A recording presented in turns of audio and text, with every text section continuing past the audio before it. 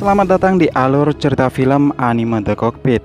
Anime ini mengangkat 3 kisah Perang Dunia Kedua, di mana seorang pilot Luftwaffe yang dicap sebagai pengecut, seorang pilot kamikaze yang mengendarai roket Ohka, dan 2 orang tentara Jepang yang tertinggal di medan pertempuran. Inilah 3 kisah yang menonjolkan tragedi perang, menggambarkan ketergantungan prajurit terhadap senjata. Kisah diawali dengan menampilkan 2 pesawat tempur Jerman FW-190 sedang menjalankan misi pengintaian di malam hari. Tiba-tiba, salah satu pesawat mereka ditembak jatuh oleh 3 pesawat Spitfire milik Angkatan Udara Inggris. Letnan Erhard von Renders menyuruh agar rekannya keluar dari pesawat. Tetapi sebelum hal itu dilakukan, pesawat rekannya keburu meledak di udara. Kemudian 3 pesawat Spitfire memburu pesawat Renders. Renders selalu memutar pesawatnya dan melakukan serangan balik. Yang baru disadari oleh Renders bahwa ternyata bahan bakarnya telah menipis. Ia lalu meminta pengarahan landing darurat, tetapi tidak ada konfirmasi. Ia pun memutuskan untuk melompat dari pesawatnya dengan bantuan parasut. Saat hendak pergi ke markas udara, ia bertemu dengan prajurit angkatan darat dan menunjukkan pesawat yang ia tinggalkan. Renders selalu berlari mendekati pesawatnya. Ia begitu sedih dan membandingkan pesawat buatan Jerman dengan pesawat-pesawat Inggris, Amerika, maupun Jepang yang sekarang meninggalkan jejak yang bagus di pasar penerbangan. Sementara ia masih fokus dengan pesawatnya, 2 orang prajurit angkatan darat menyindirnya karena sudah melarikan diri dari pertempuran udara. Padahal rekan pilotnya tewas diserang oleh 3 pesawat Inggris. Beralih ke markas udara pasukan Jerman, di mana Renders mengutarakan bahwa pesawat Focke-Wulf mengalami masalah ketinggian jika dibandingkan dengan pesawat Spitfire Inggris yang juga didukung oleh radar. Setelah mendengar keluhan Renders, sang komandan kemudian menunjukkan sebuah pesawat tempur baru yang merupakan transformasi dari pesawat Focke-Wulf dengan segala perlengkapan yang melebihi pesawat Messerschmitt. Selanjutnya, sang komandan memberinya tugas untuk pergi ke Peenemünde dalam misi mengawal pesawat pengebom B-17 yang sebelumnya berhasil ditangkap dari pasukan udara Amerika, di mana pesawat pengebom tersebut akan mengangkut sebuah kargo rahasia dan menegaskan agar misi itu tidak boleh gagal. Malamnya, ketika Renders pergi melihat pesawat B-17, ia bertemu dengan seorang ilmuwan yang merupakan ayah dari kekasih masa kecilnya bernama Melhena. Dalam pembicaraan pribadi, Melhena meminta kepada Renders agar membiarkan pesawat musuh menyerang pesawat pengebom, meskipun ia dan ayahnya harus mati. Melhena mengatakan bahwa ia tidak mau manusia menjual jiwanya kepada iblis. Penasaran dengan pernyataan Melhena, Renders selalu menanyakan tentang apa yang akan diangkut oleh pesawat pengebom. Melhena kemudian mengantar Renders ke ruang kargo rahasia dan menunjukkan bom atom pertama di dunia. Melhena begitu khawatir jikalau sampai Jerman menjatuhkannya ke Washington, London, atau bahkan Moskow. Melhena sangat takut suatu saat nanti ia dan ayahnya akan tercatat dalam sejarah sebagai pembuat bom yang menelan banyak korban jiwa. Hal ini membuat Renders merasa kebingungan antara menjadi pengawal pesawat tempur terbaik atau menuruti permintaan kekasihnya untuk membiarkan pesawat musuh menyerang pesawat B-17. Di hari berikutnya, penerbangan pun dimulai, di mana Renders sempat bertatapan dengan Melhena yang terbang menggunakan pesawat B-17. Sesaat dalam penerbangan mereka, komandan mengucapkan terima kasih kepada Melhena dan ayahnya karena sudah memberikan kontribusi terbesar yang menjadi penentu kemenangan Reich ketiga. Tiba-tiba, pilot pesawat B-17 melaporkan kedatangan 3 pesawat Inggris. Komandan dengan santai mengatakan bahwa pesawat pengawal adalah pilot yang hebat. Hal itu dibuktikan oleh aksi Renders yang dengan cepat menghancurkan 1 pesawat Spitfire.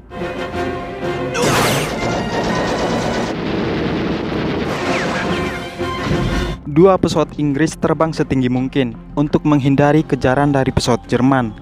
Tetapi Renders dengan mudah menembak pesawat kedua. Saat pesawat ketiga berada dalam jangkauan tembak, Renders kembali teringat kalimat Melhena yang mengatakan bahwa ia tidak mau jika manusia menjual jiwanya kepada iblis. Sehingga Renders membiarkan pesawat ketiga menyerang pesawat B-17.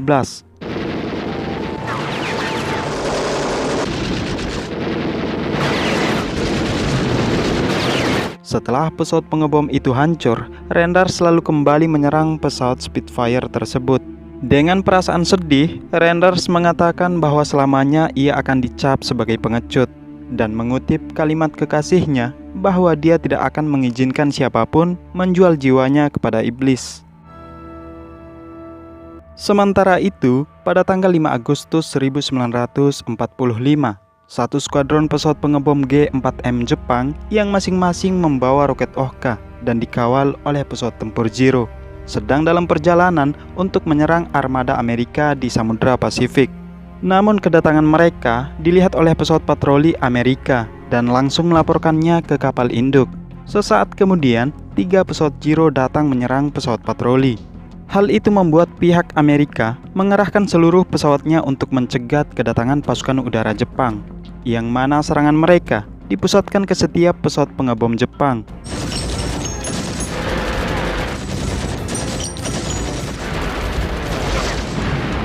Ensign Nagomi, seorang pilot kamikaze muda, menuntut agar ia segera diluncurkan dengan roket Ohka-nya.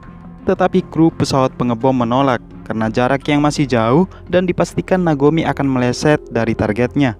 Nagomi yang terus memaksa dipukul oleh salah seorang kru sehingga ia pun tak sadarkan diri.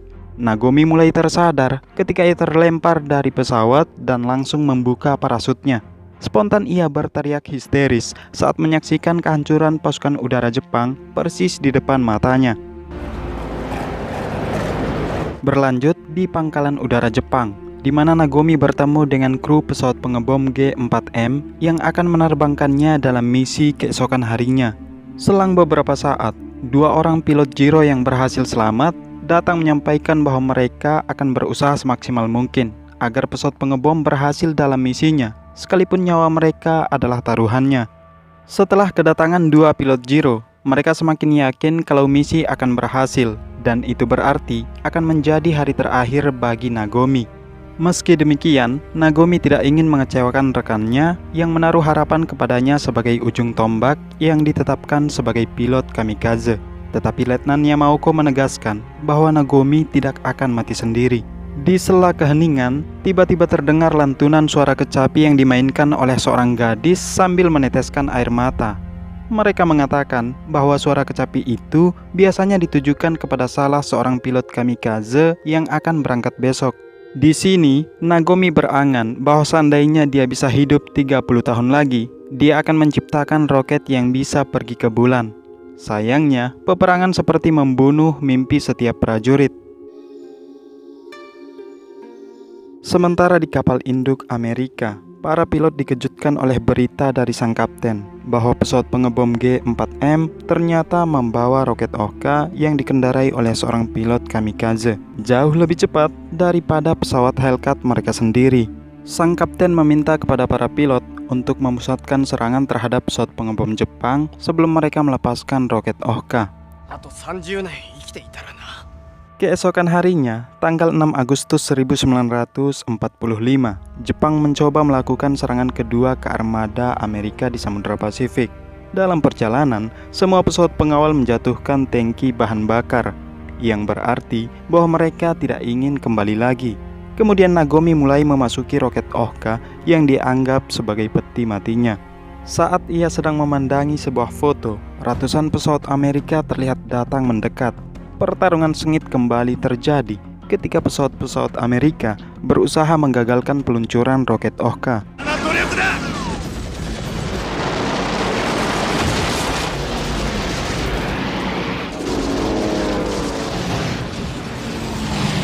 Sebuah pesawat Hellcat menyerang pesawat yang mengangkut Nagomi dan menimbulkan kerusakan serius. Beruntung, seorang pilot Zero menabrakkan pesawatnya ke pesawat Hellcat sehingga menghancurkan keduanya. Ketika armada Amerika sudah dalam jangkauan, roket Ohka bersama Nagomi akhirnya diluncurkan. Kapal-kapal Amerika berusaha menembak roket Ohka, namun tidak satupun peluru yang mengenainya, sehingga Nagomi berhasil menyelesaikan misinya.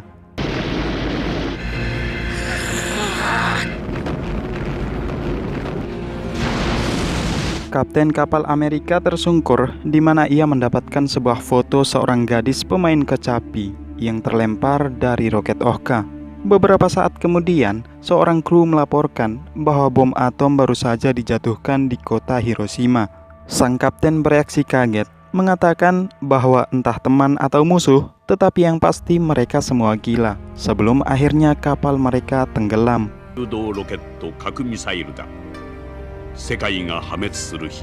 Scene berganti ke Pulau Leyte, Filipina, di mana Angkatan Darat Jepang yang menjaga perbatasan kewalahan menghadapi serangan pasukan Angkatan Darat Amerika sehingga mereka ditarik mundur ke markas. Sementara prajurit yang lain bergegas meninggalkan camp, 2 orang prajurit masih bersembunyi di dalam lubang. Saat pasukan Amerika menghentikan serangannya, prajurit Kodai melihat keluar untuk memastikan keadaan. Tiba-tiba, kepalanya kelindas sebuah kendaraan. Prajurit Kodai bersama seorang tenaga medis lalu menghampiri sepeda motor itu yang dikendarai oleh seorang prajurit bernama Utsunomiya. Utsunomiya lalu memberitahu bahwa pangkalan udara Jepang telah diserang oleh pasukan Amerika dan maksud kedatangannya untuk meminta bantuan angkatan darat. Sialnya, resimen prajurit Kodai telah ditarik mundur. Hal itu membuat Utsunomiya patah semangat. Ia lalu menghabisi 1 botol minuman, membuatnya mabuk dan tertidur. Kodai yang juga mengerti tentang motor kemudian memperbaiki sepeda motor Utsunomiya. Sementara prajurit medis bergegas pergi menyusul resimennya. Ketika Utsunomiya terbangun, ia begitu senang melihat sepeda motornya yang tampak seperti baru lagi. Keduanya pun bergegas menuju pangkalan udara Jepang. Sesaat dalam perjalanan, mereka bertemu dengan sebuah pesawat Kawasaki Ki-61 milik Jepang yang sebelumnya dirampas oleh pilot Amerika. Pilot Amerika ini langsung meluncurkan tembakan ke arah mereka. Setelah menyadari kalau itu bukan pilot Jepang, Kodai bersiap membalas tembakan.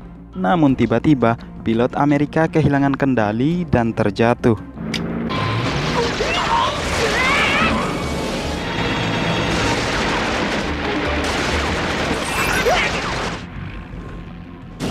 Selanjutnya, keduanya melanjutkan perjalanan, di mana Utsunomiya tidak berkata jujur kepada Kodai bahwa dia sebenarnya terkena tembakan pesawat Kawasaki. Menjelang sore, Utsunomiya terus mengendarai sepeda motornya sembari menahan rasa sakit di punggungnya, hingga mereka tiba di tempat peristirahatan. Utsunomiya lalu memberitahu bahwa perjalanan menuju pangkalan udara tinggal 20 menit lagi. Selang beberapa saat, terlihat pesawat pengebom Amerika sedang menuju pangkalan udara mereka. Di malam hari, Kodai terbangun saat mendengar sepeda motor tentara Amerika mendekat ke arah mereka. Bergegas, Kodai langsung menyalakan motornya dan pergi melarikan diri. Kodai menganggap bahwa ini adalah ajang balapan sepeda motor. Aksi kejar-kejaran dan saling tembak membuat tentara Amerika pada akhirnya terjatuh dari motornya.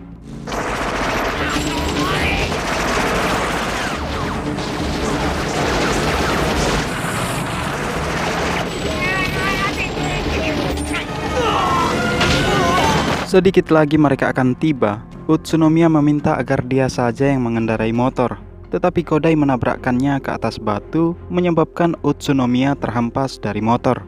Kodai lalu mengatakan bahwa dia saja yang pergi ke pangkalan karena menganggap kalau dirinya sudah tua dan tidak mengapa jika harus meninggal di sana. Di samping itu, pasukan Amerika menembakkan flare sehingga menerangi sepanjang jalan yang akan dilalui Kodai. Kodai pun pergi seorang diri, meninggalkan Utsunomiya agar dia tetap hidup. Prajurit Kodai terus berlari menuju pangkalan dan disambut oleh rentetan tembakan dari pasukan Amerika. Kodai meninggal bersamaan dengan motornya yang terhenti.